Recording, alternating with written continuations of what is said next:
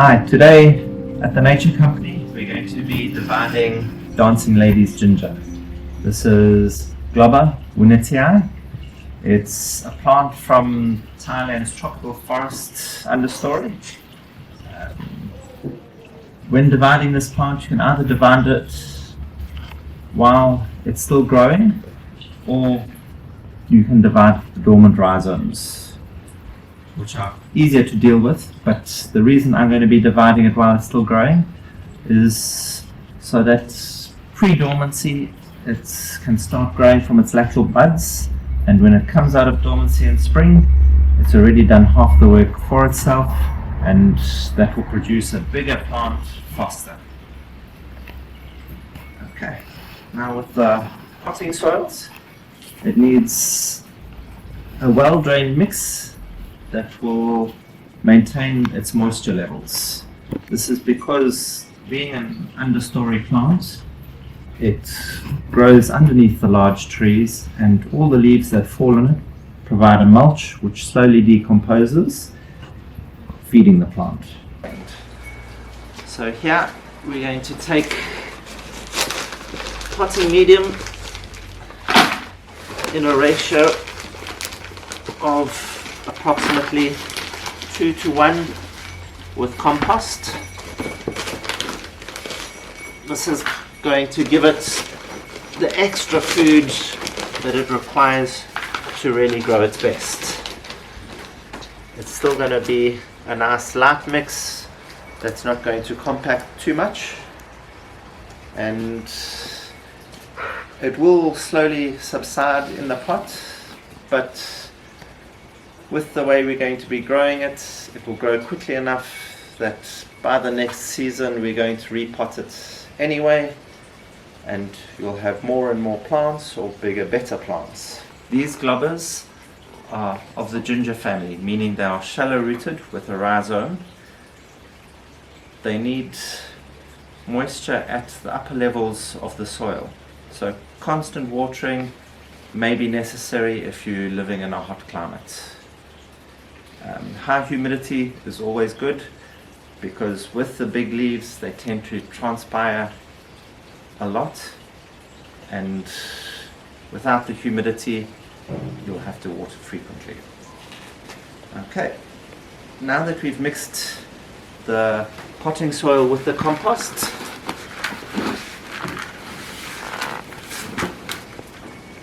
we're ready to put some into the pot, getting ready for your plants.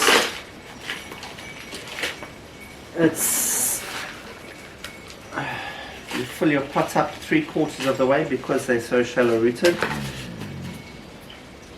You're going to be planting it quite near the surface. Bone meal is necessary because it adds extra phosphorus, which is important for the growth of the plant. Generally, for a pot this size, 1 cupful provides enough to last. This not only increases the phosphorus and calcium levels in your soil, making the plant grow better and stronger, it also helps all the microorganisms that help feed your plant. We are also going to be adding organic slow release fertilizer to the root zone to ensure the plant is going to have all the food requirements it needs to grow quickly and vigorously. Organic food is always the best. This way you can't burn your plant's roots or the rhizomes itself. An essential part of propagation is having the right tools and ensuring that they're sharp. So just before using your tools, be sure to sharpen them so you get nice clean cuts. The clean cut is going to help you avoid infection of an overly damaged plant. Also, disinfectant to ensure that there's no transfer of bacteria or other particles from previous plants onto the ones that you're dealing with at the moment. So we've just cut off all the flowers so that the plant's energy can go into growing, because we're going to be dividing this poor thing up into many little pieces. Now we're just going to be squeezing the plastic pot around so we can loosen up the soil. See a nice good strong root system. Okay, what we want to do is just gently tease out all the soil around the roots, trying not to do too much damage.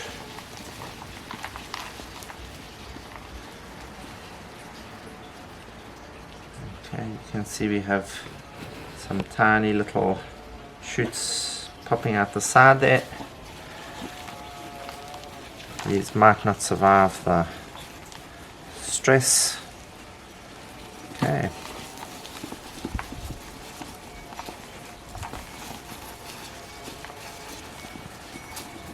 Just teasing the roots gently away from each other, so when we separate the rhizomes they can still have a good root system attached.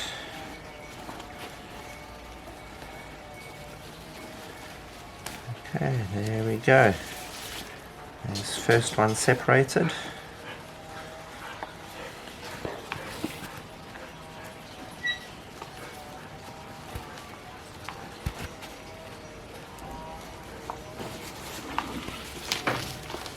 Still with good root systems attached.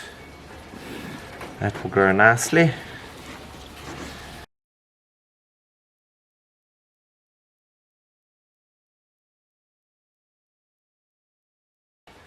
Most of these seem to be separate plants as it is already. There was no breakage of any of the rhizomes. That obviously pulled apart themselves in the pot and were growing as individual plants. Okay, and these we're going to be potting into fresh soil. And here we're going to be planting them up to where they were originally. We don't want to plant them any deeper, as they are shallow rooted plants and we don't want the stems to rot. Okay, just gently part them in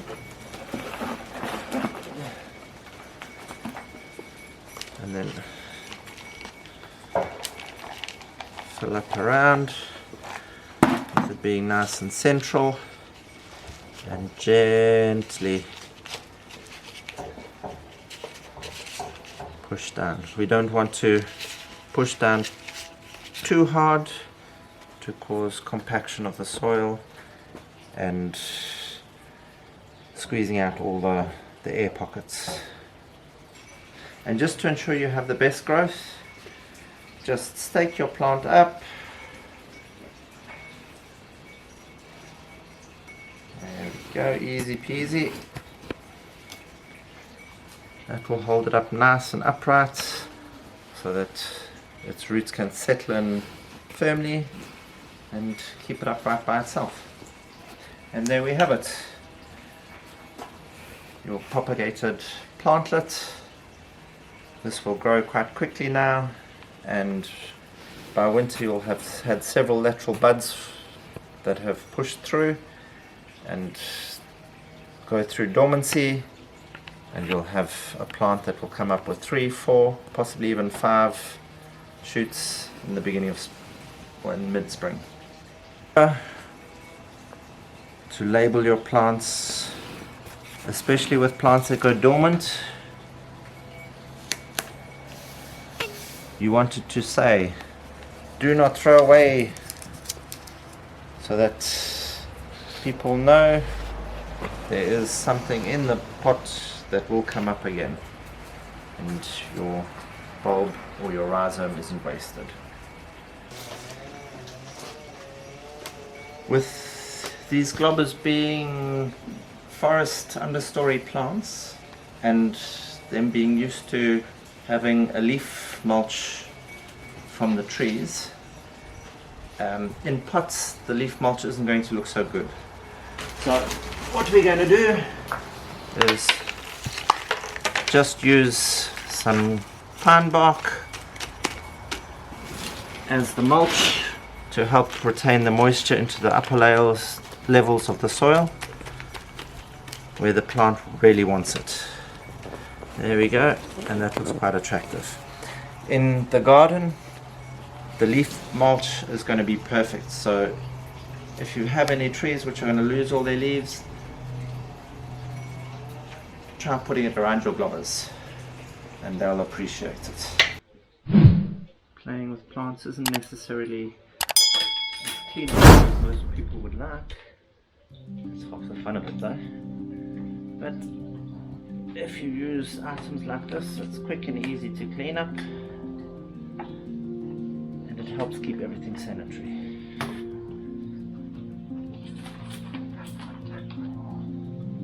And tomorrow we'll be going on to orchids. We'll see what needs some repotting or some TLC, and we'll get back to you on what you can do and a few easy steps. Orchids are easy,